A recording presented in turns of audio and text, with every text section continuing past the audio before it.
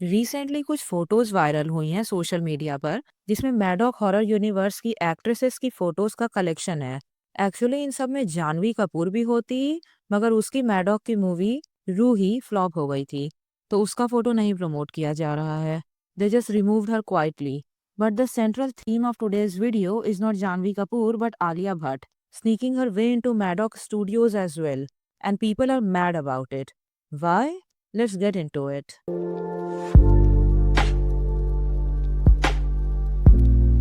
Maddock horror universe एक ऐसा movie studio है इंडिया का जिसने हॉरर मूवीज को मेन स्ट्रीम में लाकर खड़ा कर दिया है।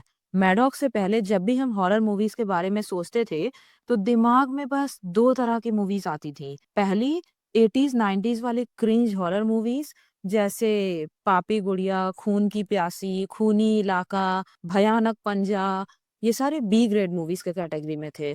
और फिर 2000s में दूसरी कैटेगरी की हॉरर मूवीज की शुरुआत हुई।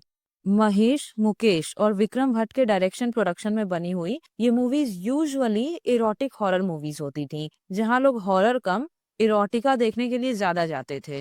And look, I am not denying the horror aspect of these movies, but there is no denying that no actress who was a nepo kid or someone who was already established in the industry ever wanted to work in these movies. All of these movies were done by outsider actresses, but it all, यहाँ तक कि महेश भट्ट भी, जिनका नाम ऐसी movies में बहुत prominently आता था, उनकी खुद की बेटी आलिया ने उनकी ऐसी स्टाइल की मूवी के थ्रू डेब्यू नहीं किया था।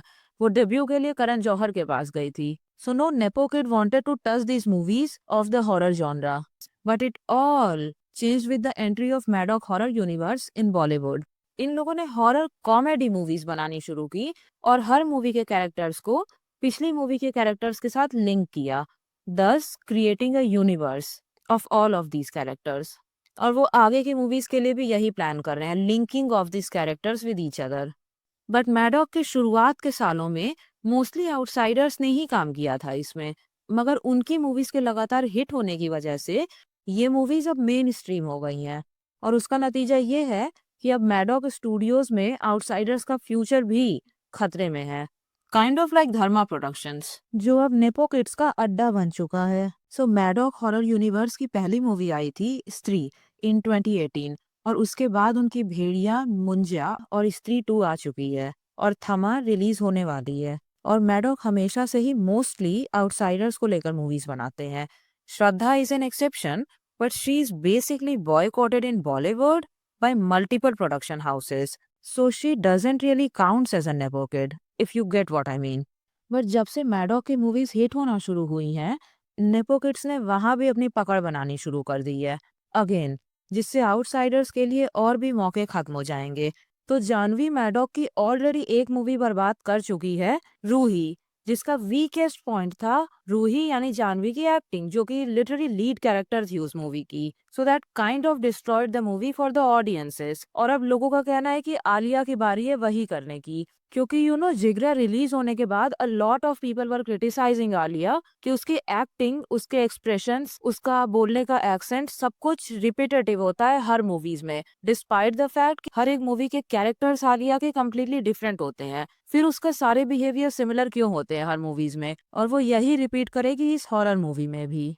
ये तो रही पहली प्रॉब्लम, पोटेंशियल रिपीटेटिव एक्टिंग की। अब दूसरी प्रॉब्लम है रोल स्टीलिंग या रोल ग्रैबिंग की। तो अभी कुछ दिन पहले ही आलिया को मैडॉक के ऑफिस से बाहर निकलते हुए देखा गया था, और इसके बाद से लोगों ने कयास लगाने शुरू कर दिए हैं कि जैसे उसने कलंक, उड़ता पंजाब और बहुत सारे डायरेक्टर्स के पीछे पड़ करके मूवीज ली हैं, दूसरी एक्ट्रेसेस जो फाइनलाइज हो गई थी उनका नाम हटवा करके, she might be doing the same thing with Maddock as well. And look, now the photo that is going viral, this one, that basically shows कि आलिया अब मैडॉक हॉरर यूनिवर्स की पार्ट है। हाँ, अब एक पॉइंट उठ सकता है कि उसे नेचुरली ये एक्टिंग रोल ऑफर किया गया है या फिर उसने ये रोल ग्रैबिंग की है। बट द थिंग इज, हम सबको याद ही होगा कि आलिया को लगातार मूवीज कैसे मिलती रही हैं। जिगरा लेटेस्ट एग्जाम्पल है, जहां वासनबाला को चांस ही नहीं दिया गया अपने पसंद की एक्ट्रेस को सेलेक्ट करने के लिए। I guess then he had an idea of who he wanted to do the film with. No. So I had written one very kacha pakka email with a very stream of consciousness thought, sent it to Karan, and like I think 6-7 hours later he called saying I've already sent it to Alia, and I was really not happy with it. I was like, I would have at least email was sent. I was like, why did you do this? He's like, no, this is how it works. then he करण जौहर ने movie के lead character का role starting से ही हथिया लिया था आलिया के लिए। और आलिया की एक बार पूरी मूवी की लिस्ट को अगर देखते हैं 1 मिनट के लिए, तो स्टूडेंट ऑफ द ईयर उसके गॉडफादर की बनाई हुई थी, तो किसी और को चांस मिलना ही नहीं था।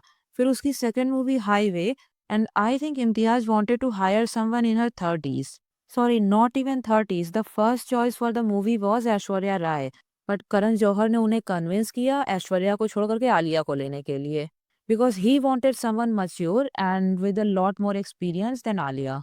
Sir, I wanted somebody older initially. I thought the experience and the fact that you already have a opinion about life will help. फिर आई टू स्टेट्स, हम्पी शर्मा और कपूर एंड सन्स, एंड अगेन ये तीनों ही धर्मा प्रोडक्शंस की थी। और उसके बाद थी डियर जिंदगी, जिसमें अगेन आलिया को लेने के लिए करण जौहर और शाहरुख खान ने गौरी शिंदे को कन्विंस किया था कैटरीना को निकलवा करके। इनफैक्ट न्यूज ऐसी थी कि कैटरीना के साथ रोल काइंड ऑफ फाइनलाइज भी हो गया था।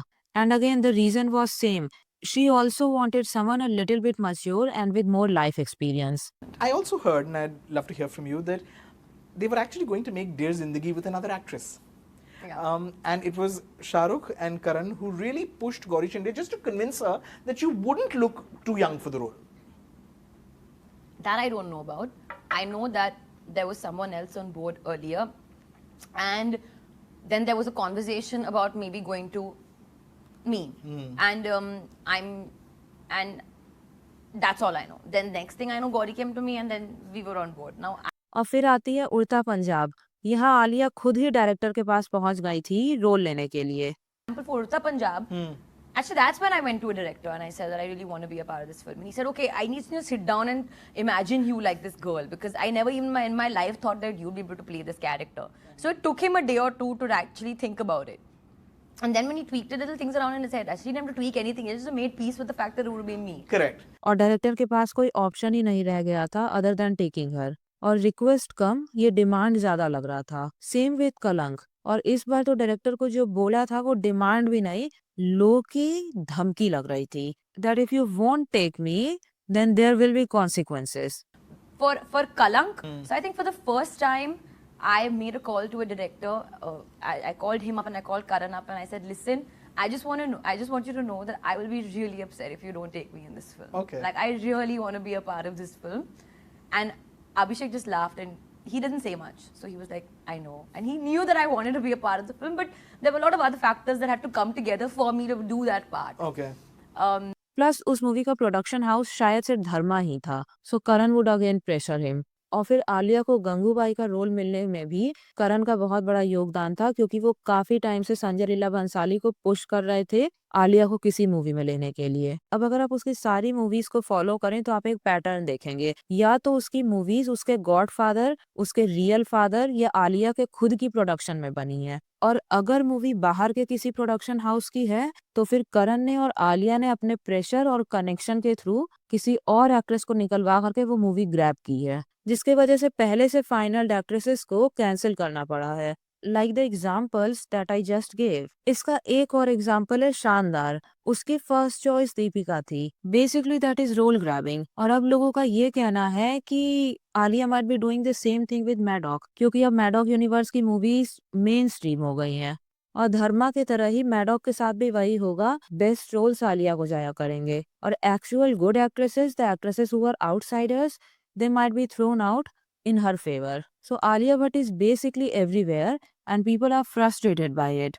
And I am too, to be honest. और उसके खुद को लेडी बच्चन की तरह प्रमोट करने वाला पूरा ड्रामा भी नहीं चला। तो बेसिकली मैडॉक यूनिवर्स की मूवीज के साथ भी वही हो रहा है जो साउथ की मूवीज के साथ ऑलरेडी होना शुरू हो गया है। रिमेम्बर देवरा जो फ्लॉप हो गई थी? So the lead actress there was Janhvi Kapoor, और जैसे ही जानवी ने उस पर अपना हाथ रखा मूवी बर्बाद हो गई। गुंजन सक्सेना और रूही के तरह ही वो मूवी भी बर्बाद हो गई। It's almost like Janhvi is Bhasmasur of movie industry. जिस मूवी पर भी हाथ रख दे मूवी ने भस्म हो जाना है। Just kidding, just kidding. But you do know how nepo kids are, right? With their bad acting and role stealing etcetera.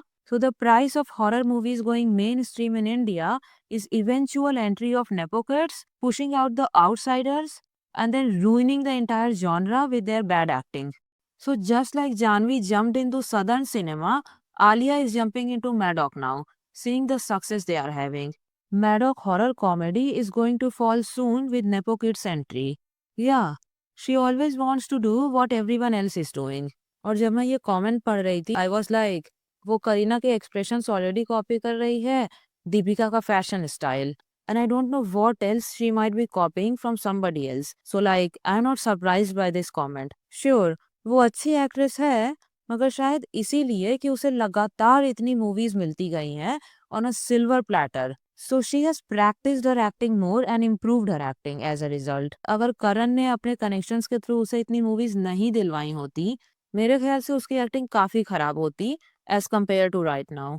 ये पूरी लगातार मूवीज मिलते रहने की ही देन है that now she presents herself as an acting powerhouse. वैसे आपको क्या लगता है इस बारे में? आलिया को जेन्युइनली मैडॉक मूवी मिल रही है या कलंक और उड़ता पंजाब की तरह ही वो ऑफिस में डायरेक्टली ही पहुंच गई होगी? नीचे कमेंट करके बताना कि आपको क्या लगता है. And in my next video I'm going to talk about how Shraddha Kapoor changed herself over the years and her PR as well. अगर आप वो वीडियो देखना चाहते हैं तो subscribe and turn on your notifications. और अगर आप अनन्या पांडे और उसका PR इतना अच्छा क्यों है उस पर वीडियो देखना चाहते हैं तो क्लिक ऑन दिस वीडियो.